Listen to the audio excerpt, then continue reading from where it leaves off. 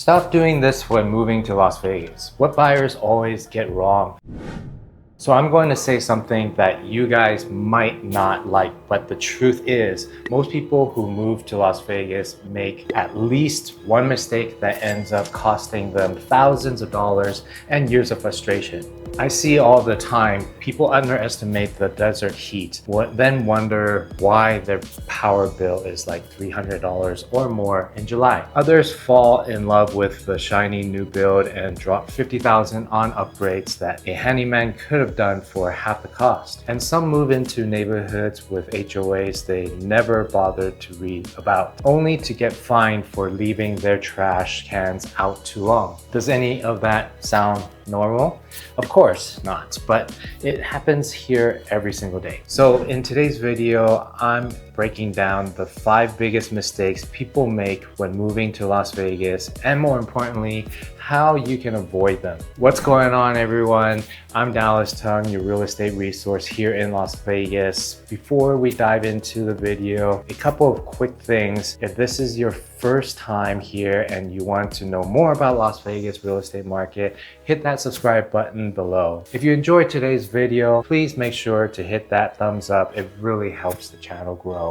All right, so let's jump back into it. So mistake number 1, misreading the climate and commute. In July, our average high is about 104, 105 degrees. Sometimes we hit a record of 120 degrees some days of the year. That's not a dry heat. That's kind of heat where you can burn your hand on a door handle. Here's the problem. People see a cute house with a big west-facing backyard and think, perfect, I'll watch the sunsets. What they actually bought is a backyard that turns into a blast furnace every single afternoon after 3 p.m. And then there's the commute myth. Everyone says Vegas is easy, everything is 15 minutes away. Well, yes and no, kind of wrong. Try driving from Summerlin to Henderson at 5 p.m. You're looking at 35 minutes or more, especially if there's an event happening on the strip. Of course, it's nowhere near like LA traffic. You're still moving about maybe, if heavy, 25-35 miles per hour,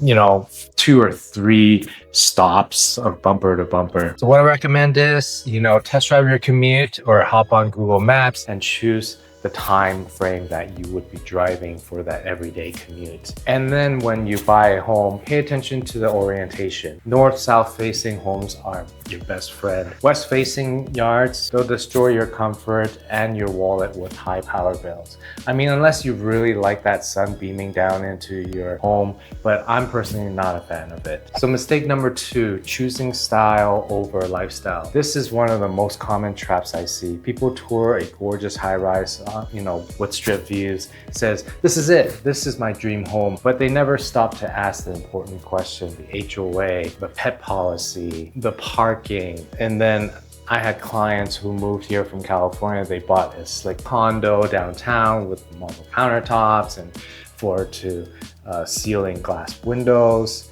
Gorgeous, right? But here's the reality.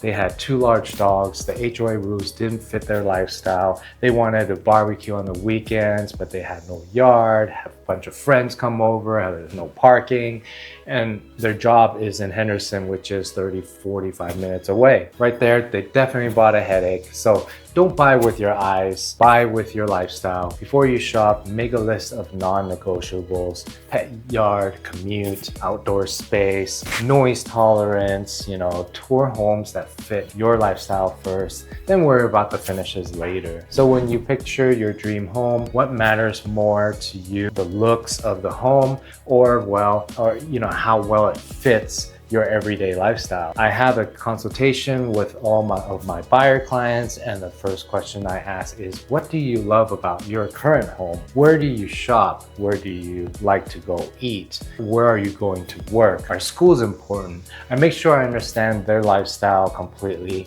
and their needs. Then we start to narrow down the locations first. So mistake number 3, overpaying for builder upgrades. This one drives me absolutely, crazy. New construction is booming in Las Vegas, but the design center is where builders make their real money. The base price is designed to look affordable, but the model homes you toured, almost nothing in there is included. That $500,000 home quickly becomes $600,000 once you add the cabinets, flooring, lighting, backsplash, etc.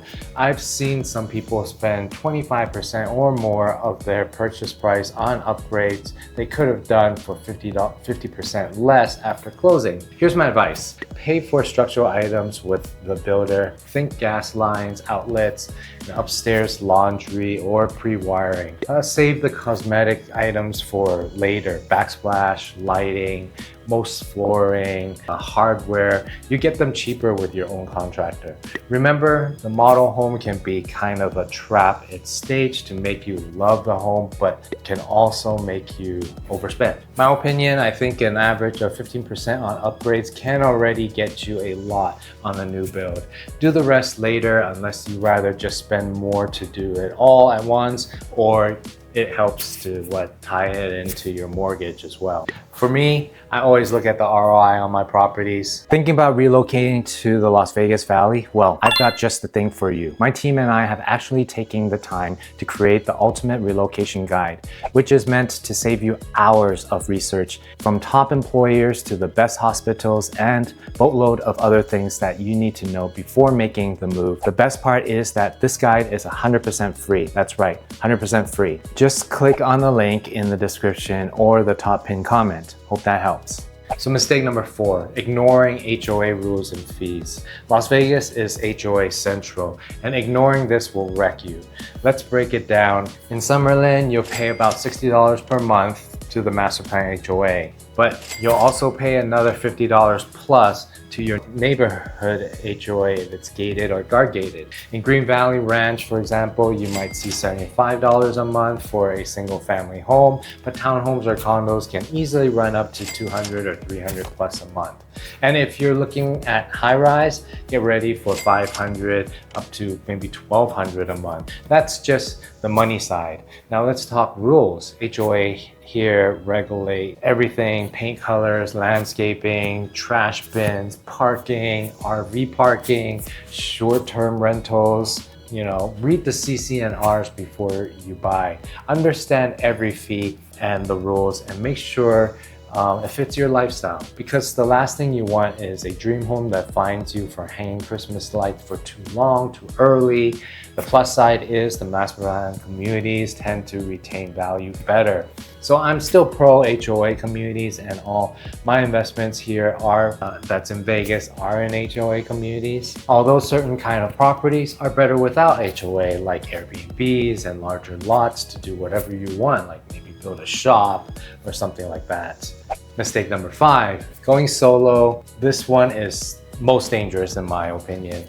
To many buyers, if I go straight to the builder or the listing agent, I'll save money. Wrong. They won't give you extra discounts by going there alone. The builder's agent works for the builders, the listing agent works for the sellers. Neither of them works for you. I've negotiated incentives for buyers, rate buy downs, closing credits, even lot premium reductions that they never would have gotten on their own. Of course, it just depends on the time of the market. During a seller's market, it gets tougher, but you hardly won't get anything. And now with the new commission rules in 2024 and 2025 and on, buyers need to sign agreements up front with their agents. The good news, a smart local agent can structure it so that your bottom line still makes sense. Bottom line is, don't go solo. Don't walk into a negotiation blind. Bring someone who knows the comps, the tricks, and the builder's playbook. So why not bring an agent that you can trust? But in the end, it's totally up to you. Just make sure you have a good agent. If you had a bad experience in the past, I understand not all agents are horrible. Just make sure you read their reviews. If they don't have reviews, I think that tells you something. And if you want a site that will show you all the new construction projects in the Valley, reach out or go to my description link below. So let's recap. When you move to Las Vegas, avoid these 5 costly mistakes: misreading the climate and commute, choosing style over lifestyle, overpaying for builder upgrades, ignoring HOA rules and fees, and going solo without representation. Moving here can be amazing, but if you fall into these traps, it'll cost you time, money, and peace of mind. Now, I want to hear from you. Drop a comment down below. If you already live in Vegas, what's the biggest mistake you've made when you bought your home? And if you're thinking about relocating in Las Vegas, whether it's next month or next year, I've got your back. I've lived here for nearly 8 years now. I know every inch of this city, and when the time is right, just call, text, or email me. I'll help you avoid these mistakes and help find you your perfect home. Thanks for watching. I'll see you guys in the next video.